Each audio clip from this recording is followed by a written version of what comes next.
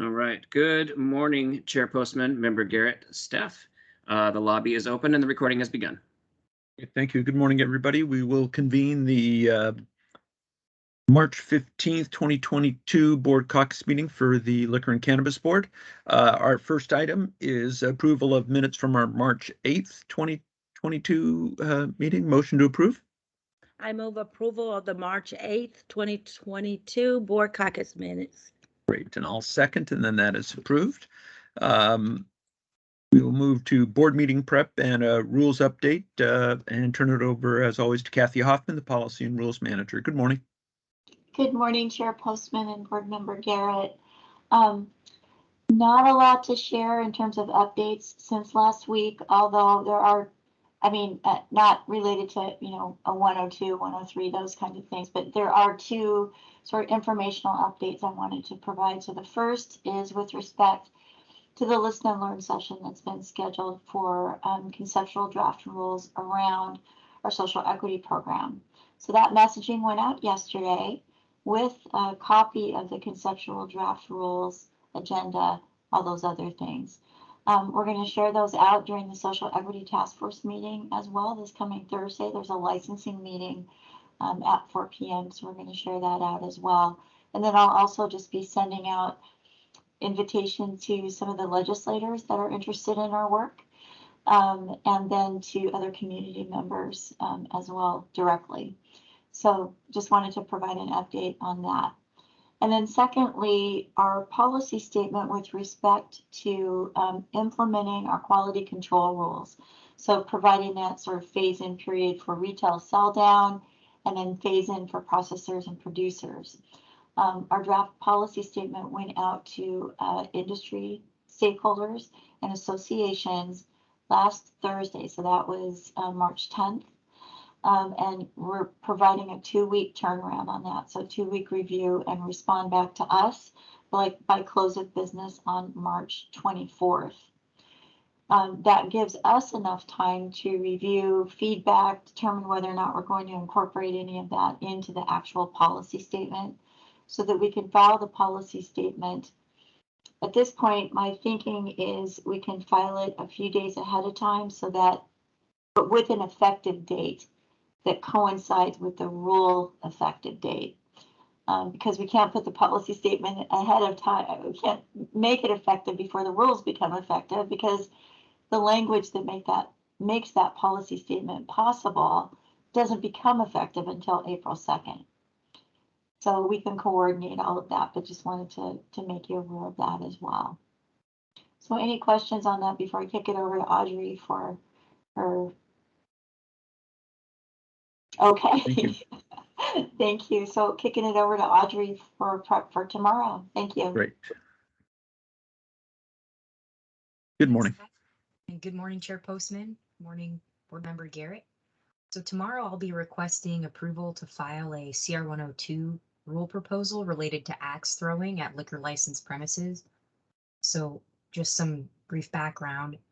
Axe throwing has become increasingly popular as an activity that businesses would like to offer in combination with alcohol service. However, our current rules don't provide a framework to address the public health and safety concerns that arise when alcohol service is combined with axe throwing.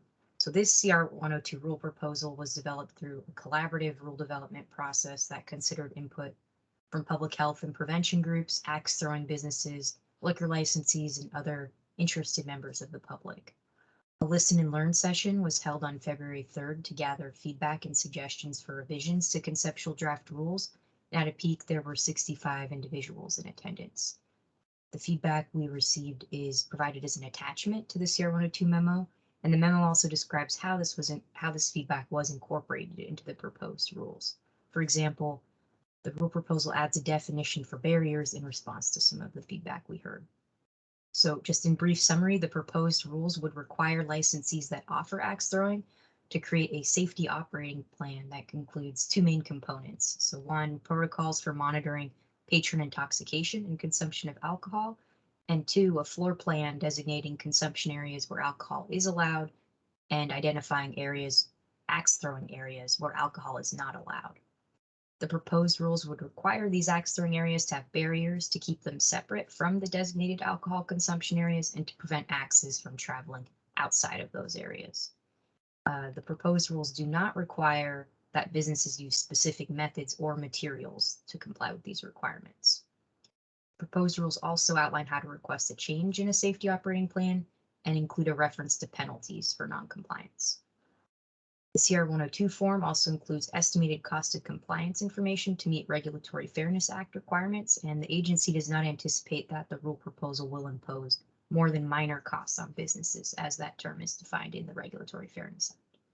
So just in terms of timeline, if the CR 102 package is approved by the board tomorrow, the formal public comment period will open and the public hearing will be set for April 27th.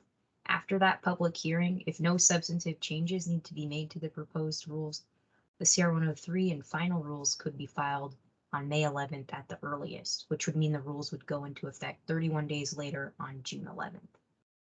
That concludes my presentation, and I'm happy to answer any questions.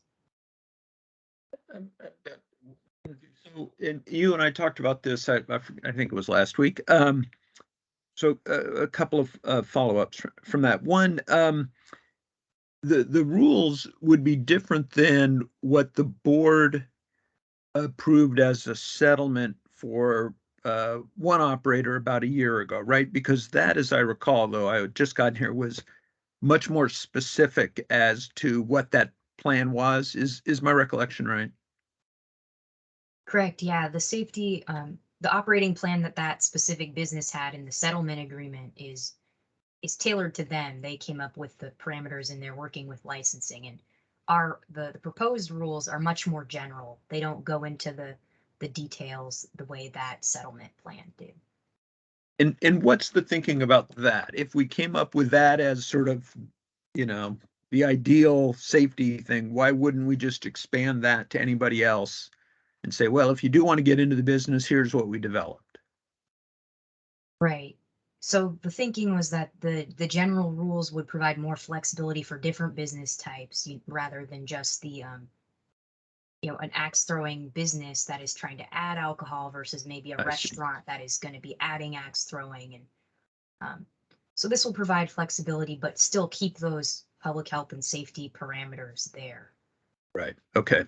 And is it right that we can't find any state that has any kind of safety requirements from alcohol regulators for axe throwing? Somebody mentioned that to me, and I don't remember that we would be the only one, if we did this, the only ones that had any kind of safety plan in place? Correct. There aren't other states that have regulations around this yet, so we would be the first. Interesting. Yeah. Okay. David, you should go to one. I don't know. Well, there is the one. I suppose I could try it before, at least before we got to the 103. So maybe I'll do that. I was telling Audrey, I think I'm going to go, but I'm also starting to see them on different movies and TV shows and things. Me too. I have noticed that. It's like it pops up now in TV. Yeah. It's a thing, clearly. Yes. I still don't get it, but it's a thing. So, okay, well, I look forward to that. And after we obviously have more time, and it probably would be good for me to go and visit one of the, I guess we have one at least that we know of for sure that's operating under our plan. So, okay, appreciate that, Ms. Basic. Thank you. And is that it for the alcohol? I guess it is. And then it looks like our next item up, Jeff Kilo, do you have any other rule update, or do we move to the rules petition review that you have? Is it time for rules petition review on vape labeling? Can you hear me, Mr. Kildall? Yeah. Oh, okay. I thought that Kathy was going to reply. Sorry. Oh, okay. Yeah, well, I'm ready. Go ahead. Yeah. Good morning, Chair Postman and Board Member Garrett.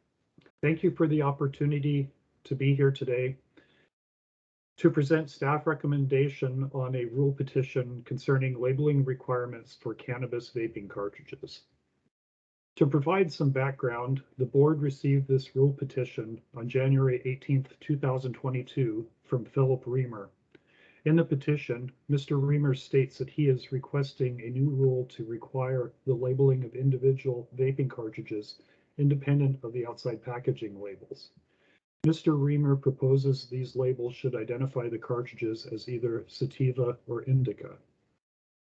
The issue presented by this petition is whether or not the board should adopt a new rule section or amend an existing section in Chapter 314.55 WAC to require cannabis processors to place individual labels directly on cannabis vaping cartridges to identify the cannabis cartridges contained in the vaping cartridges as sativa or indica. Under current law and rule, RCW 695342 authorizes the board, among other things, to adopt rules regarding labeling requirements of cannabis concentrates. WAC 314.55.105 subsection 2 identifies standards that apply to all packaging and labeling of cannabis concentrates. And WAC 314.55.550 allows for the prohibition of certain vaping ingredients or devices. Cannabis vaping cartridges are small devices filled with cannabis concentrates that attach to a small pen-shaped holder. When used as intended, the mouthpiece of the cannabis vaping cartridge is held to the user's mouth and the vaping pen is activated. The pen component applies intense heat to the cannabis concentrate inside the cartridge to atomize the concentrate into a vapor, which is inhaled by the user to consume the cannabis product. Given their small size, streamlined design, exposure to heat, and contact with the user's mouth, it may not be feasible for cannabis processors to affix or emboss a label directly to the cannabis vaping cartridge. The exterior child-resistant packaging of cannabis vaping cartridges provides significantly more space to label the product with accurate analysis information readily available to the consumer. A change to current rules would also be necessary for the board to inspect and approve all labeling on cannabis vaping cartridges. In addition, cannabis vaping cartridges contain concentrates formulated by licensed cannabis processors that may contain mixed cannabis plant material from different strains, including both indica and sativa types of cannabis, and may contain proprietary blends of ingredients that may alter the effect of the product on the consumer. While the board has regulatory authority to require labeling of cannabis products, there is not currently a requirement for any cannabis products to be labeled as sativa or indica. A label on a cannabis vaping cartridge designating either sativa or indica may possibly convey a false sense of certainty of the product's effects on the consumer. Based on the small size and design of cannabis vaping cartridges, requiring labeling on cannabis vaping cartridges may significantly increase regulatory burden while offering marginal benefit. The information currently required on the outside packaging of the cannabis vaping cartridges provides more specific detail than labeling the cartridge itself. Director's Office staff recommend that, consistent with RCW 3405-330 sub 1A1, the board deny Mr. Reamer's rule petition request to require labeling on individual cannabis vaping cartridges received on January 18th, 2022 for the reasons described above. And that includes my presentation on the petition, and I am happy to answer any questions you have. Any questions, Member Garrett? Yeah, I agree with the recommendation. I appreciate the question being raised by Mr. Reamer. I think, we obviously are always looking at what is the best way to share information with the end consumer on these things. But I think the conclusion in your memo really does summarize it well. And if we were asked sort of, what would you try to do to label something for the public health? Sativa and or indica might not be at the top of the list in any case. It's not necessarily the most important. And like I said, it's very limited real estate there. So with that, yeah, thank you. I certainly agree with the recommendation and would entertain a motion to accept the staff recommendation, which is to deny the petition to create rules requiring labeling of marijuana vapor cartridges with indica or sativa. I move to accept staff recommendation and deny the petition. Great, and I will second, and that is approved. Thanks, Mr. Kildall. Appreciate the work. And our last staff report today is a return engagement from Chris Thompson, our legislative director, now that the 2022 legislative session is in the rearview mirror, though not clearly forgotten yet, and a lot of bills to be signed, et cetera, but at least that part's done. So welcome back, and you can summarize a couple of months' work, huh? Yeah, good morning, and thank you, Mr. Chairman, Board Member Garrett.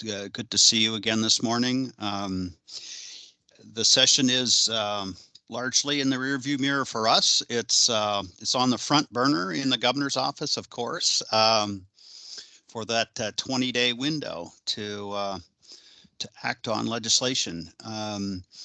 And there were, quite a number of bills, well over 300, I believe, passed this session. A number have already been acted on in the governor's office. So I was just going to touch on a few highlights for what the legislature did, rather than dwell on what didn't happen or what might have been. Although we can discuss that if you like. So to start with the budget, very important success was receiving full funding for our request for the SMP. The System Modernization Project was fully funded. We're delighted to see that. We also were pretty excited to see the budget include a major commitment to the community reinvestment. This was related to the governor's executive request legislation, which did not pass. The House version passed the House and made it a fair amount of the way through the Senate, but didn't in the end pass. And what did were a couple of provisions in the budget. So while we'd been excited about the $125 million proposed annually by the governor, they included $200 million in the budget, along with $1 million for Department of Commerce to do some planning work for distribution of those funds. The account is under the umbrella of OFM, and Commerce has until December to develop a preliminary plan, and then till June of 23 to develop a final plan on distribution of those funds. The object of expenditure or the purposes for which that funding is intended is the same as we saw in the legislation. It's in light of disproportionate impacts from the war on drugs, a focus on economic development, reentry services, violence prevention and intervention, as well as pretty open ways of supporting reentry and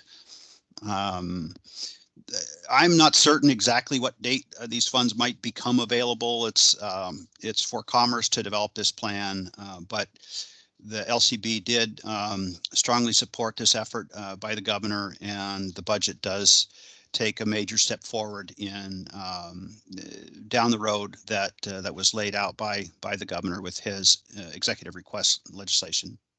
Is there any question about what could happen with that money, given that the legislation didn't pass? Well, the The legislation didn't pass, so there isn't a permanent statutory program and ongoing funding. But this 200 million was an annual appropriation for fiscal 23, and I don't see explicit indication in the budget that there's a contingent action that must occur prior to the use of the funds. I don't know what the plan is for managing or how soon those funds might be released. Commerce has some pretty extensive planning requirements related to topics that came up in the legislation. So, you know, they're to look at outcomes. They're to look at how to ensure funds are used in ways that achieve the established objectives. They're to accountability measures, and they're also directed or encouraged to look at the work of existing work groups, such as, and they mentioned specifically the Social Equity in Cannabis Task Force, the Reentry Council, and some others. So there's a lot of consultation to do. There's a lot of program planning to do. And I don't know how quickly Commerce will be ready to bring a plan to OFM and what needs else to happen to authorize expenditure of those funds. There's some other parameters in there. The desire is to fund programs that won't require ongoing support from the state, and that would, you know, incentivize matching funds being provided and that sort of thing. Fairly typical grant or funding program, community funding program parameters there. So the third thing in the budget I was going to mention is the 500,000 that was provided to LCB for contracting with an independent entity to prioritize social equity applicants. So that was included at that level, and so that'll certainly support the work that Becky and her staff are already very deeply engaged in and preparing for launch of that program. So turning to legislation that did pass, I'd like to start with our joint request from LCB and the Department of Agriculture for lab quality testing standards. That legislation passed almost unanimously, both the House and the Senate. Had very strong support, no expressed opposition in testimony at public hearings in either the House or the Senate. Really strong support, including from not just the agency team, but the Cannabis Alliance, for instance, also weighed in explicitly on this. So we're very happy that both the legislation passed and it was fully funded in the budget. That's about $316,000 for LCB. Department of Health and Department of Ag also got appropriations to fund the staffing needs they have to put together the team that would support it's called the Interagency Coordination Team, created through the legislation. And those would be the more technically trained scientific personnel to develop really the substantive requirements for what quality standards ought to look like in the cannabis testing labs. Second bill I will mention, and this one has already been signed by the governor, is House Bill 1210, which changes the word marijuana to the word cannabis throughout the RCWs, and directs the LCB to employ expedited rulemaking to make the same change in terminology within our regulations in Title 314 WAC. That was at our request. I like to remind anyone listening when I discuss this, we saw an opportunity to use that process for a real expedited completion of the work across our WACs. The other cannabis-related legislation that was passed by the legislature is the reorganization of the statute that talks about where cannabis revenues ought to go or what the intended use of those funds are. So that's not, it's been changed substantially through the process of the session. In the end, there wasn't as much restructuring of the statute as was started out with the original bill, but there is some restructuring there. There are a few changes, some without really impact, some with some impact in terms of where those dollars would go. For instance, there's a little bit less for the state general fund, and there's a little bit more for healthcare authority and the basic health plan. Not big changes. There's also a study directed in there by JLARC to look at this question again and to consider options or recommendations for how to restructure that statute for perhaps better transparency or clarity, which were sort of the primary motivations for Senator Saldana in developing this bill initially. So that's the cannabis front. There were two alcohol bills that passed.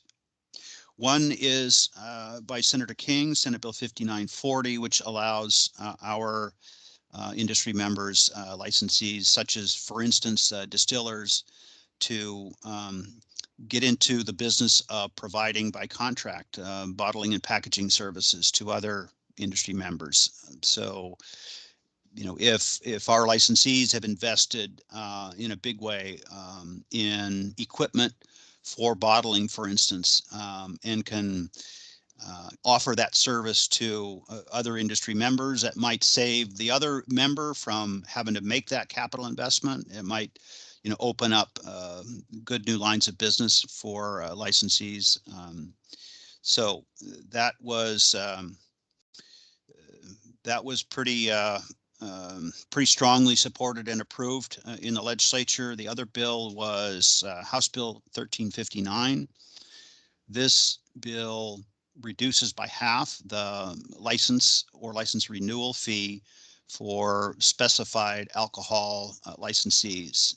The original House bill had a fairly short list of license types that were impacted. The Senate significantly lengthened that list of licensees that could take advantage of the lower fee, the 50% reduction in fee. So beer and wine restaurants, breweries and wineries, taverns, snack bars, sports entertainment facilities.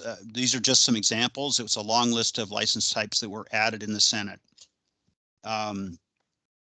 Unfortunately, I'm hearing that there's some concern about potential budget impacts at UW, WSU, and perhaps Healthcare Authority, because those dollars collected from license renewal fees were earmarked for programs in those agencies, alcohol and drug programs, for instance, that it appears the legislature did not backfill. So I've been hearing from staff at UW and Wazoo about this.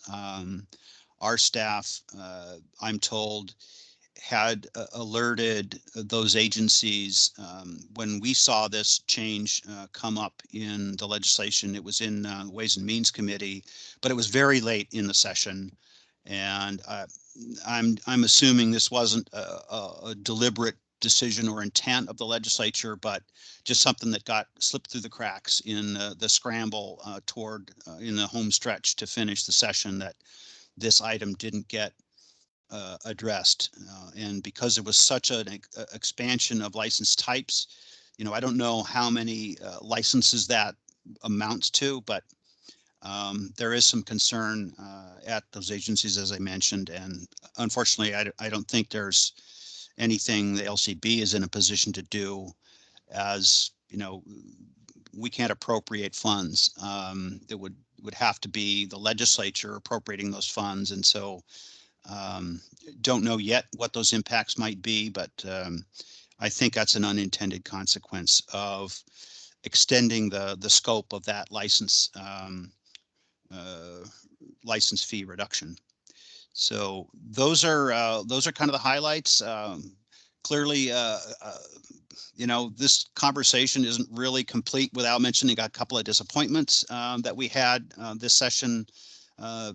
Obviously, first and foremost, the LCB requests legislation to create effective regulatory scope for the agency to deal with impairing cannabinoids, both in and outside of the I-502 system.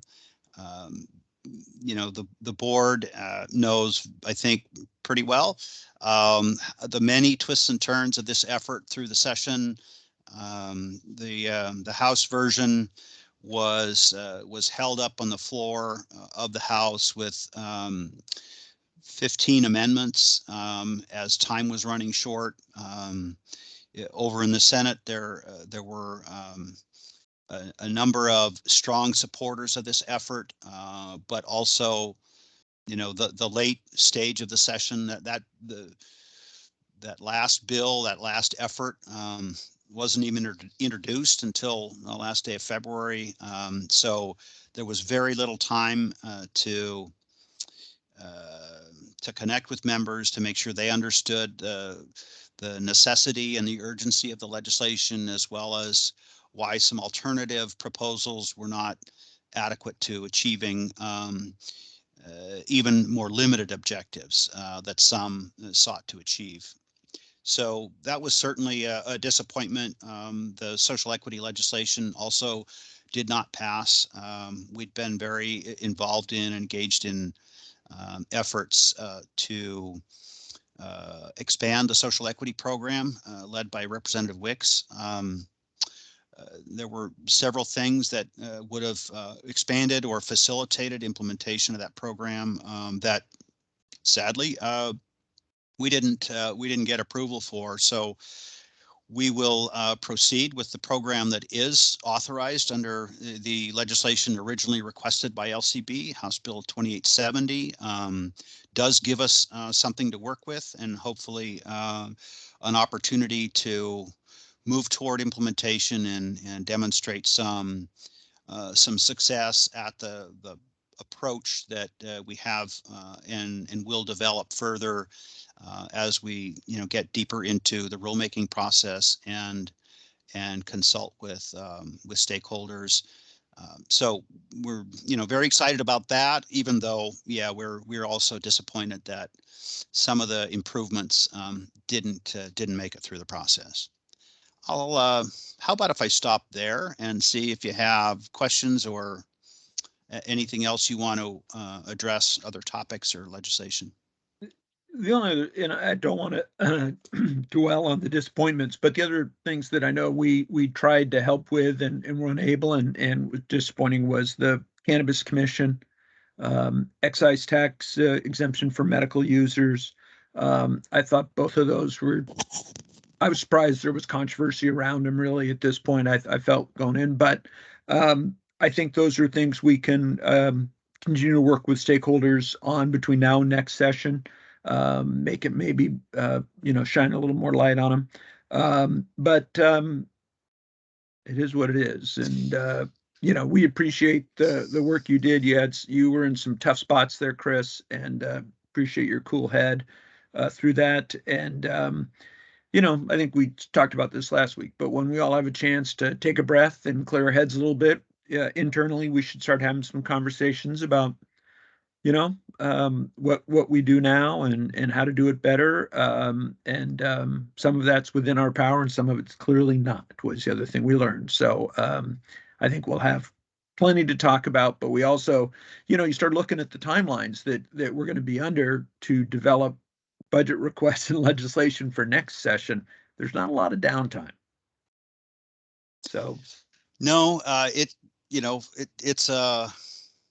it's an annual cycle, and the work can very easily and reasonably expand to fit the 12-month Right. cycle of the year. Very much so. And I'm glad you mentioned those other items, Mr. Chairman. I do think it's worth reminding our audience that we were deeply engaged in and working toward assisting the Cannabis Alliance, especially on that commission legislation. And in the end, what I was told was there was just some concern about a commission being a way to promote the use of cannabis. Despite the fact that we worked with the advocates and removed all references and mentions and purposes related to anything of that kind, but other commodity commissions exist in large part to promote sales of that product. That's true. So there's They want people to this eat a lot of template that potato. people have in their head about what these things are for, right? Right. We also were very strongly supportive of the bill to temporarily remove the excise tax on medical cannabis products for patients. And that was mentioned in the budget. It looked like that was going to go. It made it through the Senate. It made it all the way to the House floor, and there it sat as the final hours ticked away. The cannabis retail store security measure, we also actively supported and saw that run aground over concerns about increased penalties. Yep. And sensitivity around using the criminal justice system in this regard. So the discussions about forming a task force through a budget proviso didn't materialize either, but that's obviously a topic that'll be of interest and a focus for the board, the agency, and the industry over the coming months and leading up to next session. I got a strong feeling. Certainly. Yeah. Okay. Member Garrett, anything to add? Questions? No? Okay. All right, Chris. Well, thank you. We'll let you go, get some rest, and when you're ready, let's get together and talk about it. Hopefully more about the future than what just happened, but we'll have to do a little of both to know where we're going. So thanks again. Appreciate all the work you've done over the months for this. All right. Thank you. I appreciate Really that. good. Thank you. Then that takes us to the end of our agenda. Other than board member and executive assistant reports, the only thing I have, I think most anybody who's watching this knows, but just to be clear, the governor did yesterday announce the appointment of our new board member, Jim Vollendroff. He'll start May 1st. He's a behavioral health expert. He's got a real distinguished career there, and I'm excited to have him join Member Garrett and I. I've only met with him once when he first reached out to ask about that open position, and we ended up talking for, I think, at least an hour. Very engaging, positive, high energy guy. I really, really enjoyed my time with him, and sort of appeared with incredible support. There was a letter to the governor signed by 22 legislators asking the governor to appoint Jim. That's, pretty impressive. And people within the administration who have worked with him over the years in various functions too supported him. I know the governor's office had a fair number of applicants, interviewed a few really good candidates. I think Jim is going to be a great addition to the board. So I look forward to all of you who watch us every day, getting to know him, and for us too, it'll be interesting. So anyhow, that's what I have. Ollie, anything? No, I agree with what you just said, and I did get the opportunity to have a discussion with him beforehand also. And like you, it led into an hour-long conversation. Yeah, he seems like just a great guy. So Yeah. that will be nice. And so I look forward to it. Dustin, anything from executive assistant position to report? No, just reiterating what you both just said about the new board member. I talked with him very briefly in setting up some of those meetings, but I did get to interact with him a little bit and looking forward to having him on board as well. Great, good. Yeah, thanks for your help in getting them ready for that May 1st date. So with that, we will adjourn the board caucus for March 15th, 2022. But we will see you tomorrow, I bet, for the board meeting. Thanks. Have a good day. Bye-bye.